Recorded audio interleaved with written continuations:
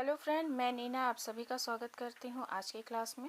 आज हम लोग पढ़ने वाले हैं झारखंड के पर्व त्यौहार के दूसरे भाग को। इसका एक भाग मैं पहले ही करा चुकी हूँ। आज दूसरे भाग के अंतर्गत हम लोग देखेंगे कौन कौन से पर्व त्यौहार हम लोगों को पढ़ने हैं, और सभी स्टूडेंट जो झारखंड में किसी भी प्रकार के एग्ज़ाम की तैयारी कर रहे हैं उन सब के लिए काफ़ी हेल्पफुल है।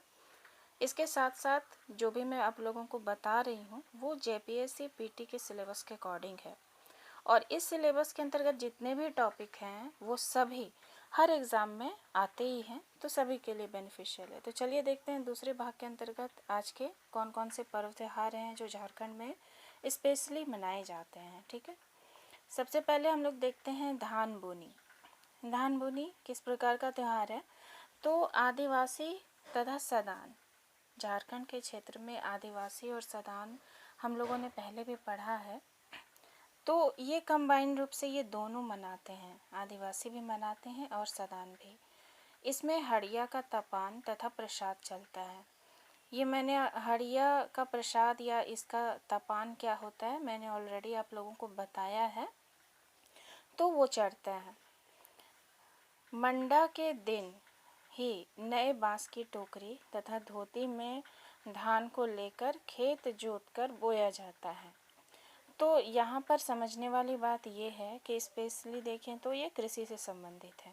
ठीक है, तो हड़िया का तपान प्रसाद के रूप में चढ़ाया जाता है, और साथ साथ मंडा के दिन ही धान को खेत में बोना जाता है। नई फसल की शुरुआत हो जाती है मंडा के दिन से ही। सॉरी। तो ये है धान बुनी। बुनने का अर्थ ही होता है बुआई। तो खेतों में जब बुआई की जाती है, नए बांस की टोकरी में धान को लेकर जाते हैं और नए कपड़े पहनकर, और खेत में धान की बुआई की जाती है। नेक्स्ट हम लोग देखते हैं मंडा। मंडा पर्व में क्या होता है? यह पर्व अक्षय तृतीया बैसाख माह में प्रारंभ होता है। ये सभी याद रखने योग्य बातें हैं कि जैसे कि अक्षय तृतीया के मतलब बैसाख माह में जो अक्षय तृतीया का पर्व होता है उस दिन यह मनाया जाता है। स्पेशली महादेव शिव की पूजा की जाती है, महादेव मंडा में होती है। महादेव शिव की पूजा महादेव मंडा में होती है, तो ये बहुत ही महत्वपूर्ण दिन हो जाता है। सदान और आदिवासी दोनों ही इसे मनाते हैं, दोनों में ही ये प्रचलित पर्व है।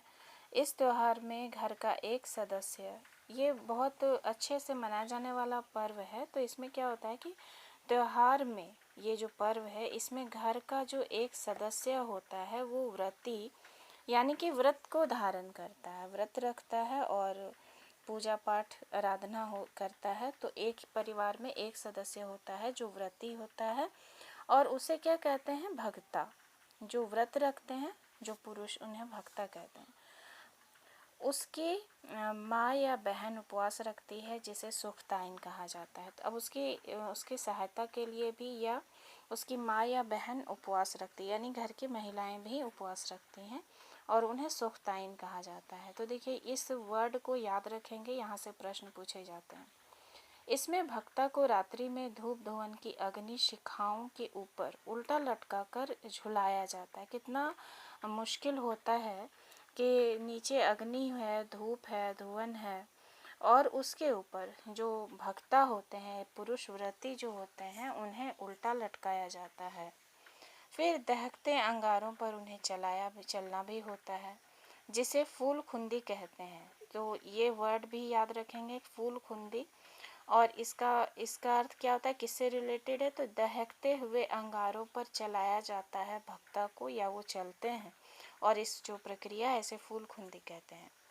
इस पर्व में शिव की आराधना होती है। तो शिव जी का बहुत ही कठिन पर्व है ये चांडी पर्व। यह उरांव जनजाति के द्वारा माघ पूर्णिमा के दिन मनाया जाता है।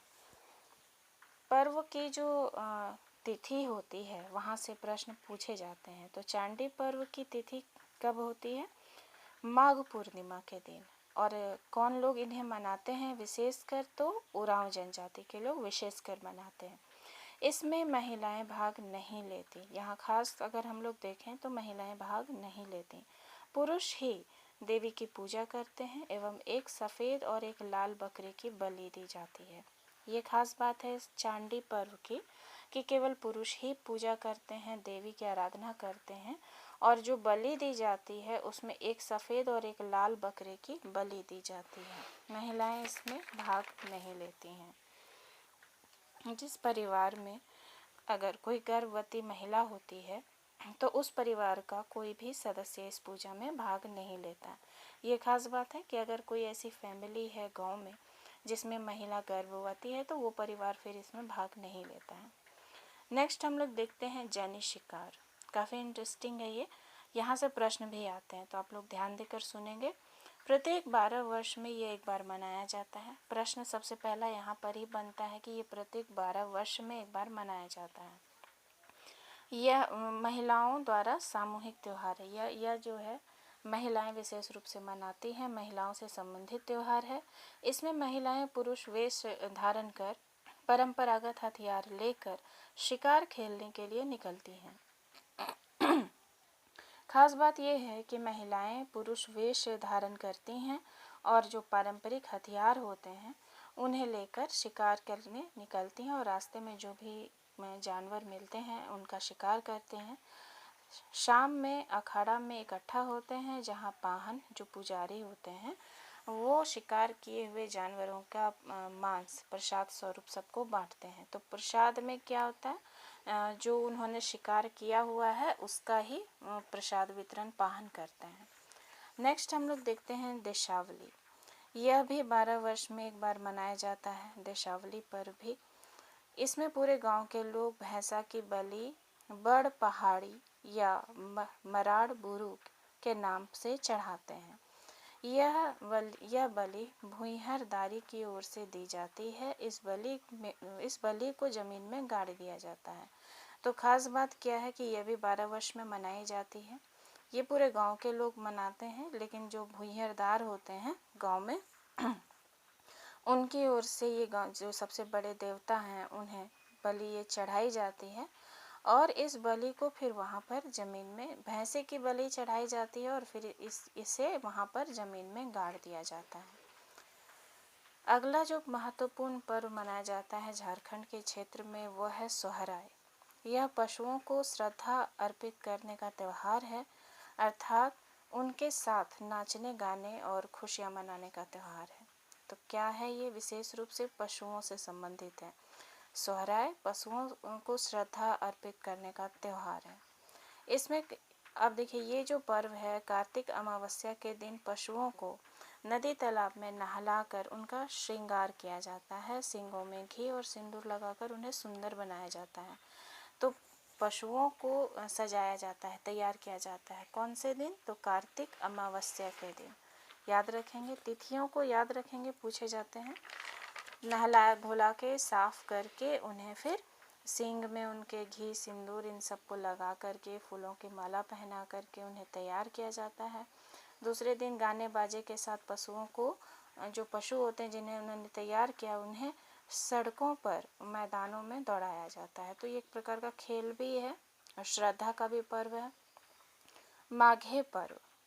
माघे पर्व की अगर हम लोग बात करें तो यह माघ जैसा कि शब्द से ही प्रकट है, तो माघ के महीने में मनाया जाता है। इसी दिन धांगर कैसे कहते हैं, तो कृषि श्रमिक को जो खेती करते हैं धांगर की अवधि पूरी होती है, यानी कि जो एक फसल बोई जाती है और उसके पूरे होके कटने तक की जो अवधि होती है वो पूरी तरह से 3 महीने 4 महीने की जो अवधि होती है, तो जब वो पूरा हो जाता है तो पूरे होने के उपलक्ष्य में मनाते हैं। इस पर्व के साथ ही कृषि वर्ष का अंत भी समझा जाता है, यानी एक पूरी फसल जो बुआई से लेके कटाई तक हो गई तो ये एक अंत समझा जाता है। इसके बाद नया कृषि वर्ष प्रारंभ होता है, तो ये है माघे पर्व।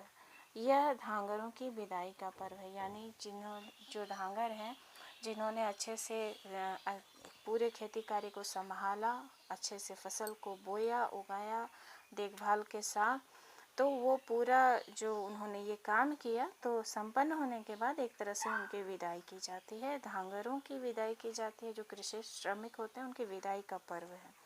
तो इस मायने में भी ये काफ़ी महत्वपूर्ण है। तो जितने भी पर्व आज मैंने आप लोगों को बताया काफ़ी महत्वपूर्ण थे और सभी से प्रश्न बनते हैं, आते हैं ऑब्जेक्टिव फॉर्म में। इन सभी टॉपिक को मैंने डिटेल से भी पढ़ाया है। आप लोग जो भी मेरे वीडियोस को देखते हैं वो प्लेलिस्ट अवश्य एक बार देखें। आप लोगों के लिए काफ़ी कुछ मैंने वहाँ अरेंज करके रखा है, ज़्यादा परेशान नहीं होना होगा। प्लेलिस्ट को चेक करें और अपने आप हिसाब से जो भी आपकी आवश्यकता है वो वीडियो आप लोग वहाँ से देख सकते हैं, नोट्स बना सकते हैं। काफ़ी हेल्पफुल होने वाला आपके लिए। और पसंद आए तो लाइक करिए और जो भी फ्रेंड आपके हैं जो पढ़ते हैं इस प्रकार के टॉपिक्स को, उनमें शेयर करें। Thank you so much.